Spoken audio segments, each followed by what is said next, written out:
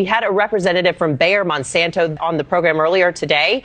Now, the World Health Organization's IARC says glyphosate is probably carcinogenic to humans.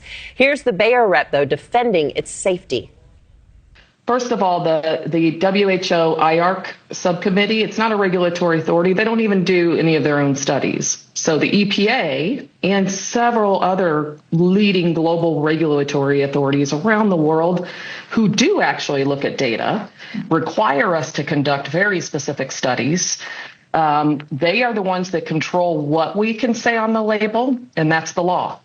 Those are nobody else in the world, as far as leading regulatory authorities, have found any linkage to cancer. I know you believe that glyphosate is a very harmful chemical. She maintains that it's safe. What's with all this conflicting information?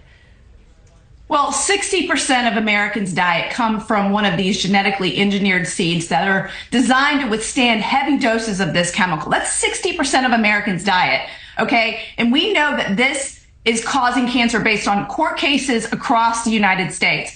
But you have Bayer, who is defending the EPA, who is historically has been riddled with conflicts of interest. There's been documentation shown that Monsanto, who was the previous owner that Bayer bought, that started Roundup, was actually colluding with the EPA to prevent real science from getting out to the American public about the dangers of this chemical. A federal court unsealed documents in a mass litigation lawsuit Tuesday, raising new questions not only about Roundup's safety, but also about Monsanto's research practices. This one reveals a close relationship between Monsanto executives and a former EPA director, Jess Rowland.